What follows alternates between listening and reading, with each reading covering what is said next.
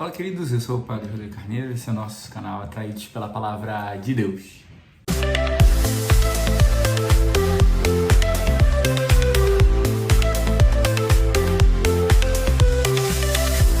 Bem, sejam muito bem-vindos, vocês que já fazem parte do nosso canal e são atraídos pela Palavra de Deus, seja muito bem-vindo também. Você que está chegando pela primeira vez, que está fazendo essa experiência com o nosso canal. Hoje, quinta-feira, dia de adoração, dia de buscar o Senhor na Eucaristia. Então, e a liturgia de hoje traz algumas coisas que estavam assim, como eu posso dizer, trouxeram algumas coisas, umas realidades diferentes ao meu coração para a gente poder aproveitar e falar no dia de hoje. Em primeiro lugar, na primeira leitura da Carta de São Paulo aos Colossenses, a gente vai ver sobre essa missão da igreja, que é uma igreja que sempre reza, né? Porque vai dizer, oramos e pedimos sem cessar por vocês. Então a igreja sempre está na oração, a igreja sempre está buscando fazer esse serviço da intercessão. Só que vai dizer também que eles precisam, então, crescer e amadurecer na fé e viver também da escuta de Deus. Então aqui a gente pode fazer uma diferença, de dois tipos de oração. A minha oração pessoal e a oração comunitária. A oração comunitária é quando a igreja se reúne, onde 2 ou mais estiverem reunidos ali eu estarei. É a oração de intercessão, onde alguém está rezando por você por alguma causa. É a oração de um grupo de oração, da missa, de uma reunião dos fiéis e dos irmãos. Isso é a oração comunitária. Mas a oração comunitária, ela nunca pode substituir a oração pessoal. Eu sempre tenho que buscar fazer as minhas orações pessoais, buscar ter o meu encontro íntimo e pessoal com o Senhor, onde Ele vai falar coisas específicas para mim. Ele pode falar coisas específicas numa oração comunitária, por exemplo, numa missa, num momento de oração, Ele pode falar coisas específicas para alguém.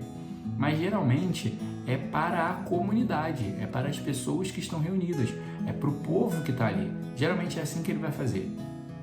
Então vai para alcançar várias pessoas. E na oração pessoal é aquele diálogo íntimo, onde eu falo com o Senhor, onde eu escuto o que Ele me diz. Então quando eu participo da oração pessoal e da comunitária, eu começo a caminhar de fato para o céu. Porque a gente precisa entender que as duas precisam caminhar juntas. Eu não posso ser só uma pessoa, por exemplo, tem muita gente que diz, eu acredito em Deus, mas eu rezo sozinho na minha casa. Está fazendo oração pessoal, mas não tem oração comunitária. Não, eu vou na igreja e rezo, mas não faz oração pessoal. Então, ou seja, sempre está faltando algo. Quando a gente une a oração pessoal com a oração comunitária, aí a gente decola para o céu. Então a gente precisa não só depender de uma oração pessoal, mas tem que ter oração comunitária. E não pode viver só da oração comunitária, porque tem que ter também a oração pessoal, que isso nós precisamos fazer. Também nesse caminho, nesse itinerário para chegar ao céu, vai dizer também que é preciso fazer a vontade de Deus. Porque isso agrada ao Senhor. Quando eu me determino por fazer a vontade dEle, eu agrado o Senhor. E isso me faz crescer, agradar a Deus. Porque assim, eu faço a vontade dEle, aí agrado a Deus, Ele me enche de dons que me ajudam a fazer a vontade mais ainda dEle, e aí eu agrado mais a Ele me enche mais de dons. Então vai haver esse movimento cíclico e que vai fazendo a gente subir para chegar aos céus. E a primeira leitura vai falar também da importância de arrepender-se dos pecados para receber o perdão. Se eu não me arrependo dos meus pecados, o perdão que eu recebo não é autêntico. Então eu não recebo perdão completo, vamos dizer assim. Porque, por exemplo, se eu me confesso só pro forme, só para receber o perdão, tem gente que se confessa só para comungar, tem gente que se confessa só para aliviar a consciência e não está arrependido, não fez um exame de consciência de todos os seus pecados, então isso vai ter uma conta que vai ser cobrado de cada um de nós. Então a gente precisa ter atenção para isso, para se arrepender de verdade dos pecados e confessar-se dos pecados verdadeiramente arrependidos, que isso vai nos ajudar a chegar ao céu. No evangelho de hoje, a primeira coisa que me chamava a atenção, como eu falei, 2 coisas, era a oração pessoal e comunitária. A segunda é que vai dizer o evangelho, me chamava a atenção hoje porque o evangelho começa dizendo que uma grande multidão se amontoava ao redor de Jesus para escutar a palavra de Deus. Naquele tempo, uma multidão se amontoava ao redor de Jesus para escutá-lo. E hoje a gente não tem mais isso. Não tem multidões que se...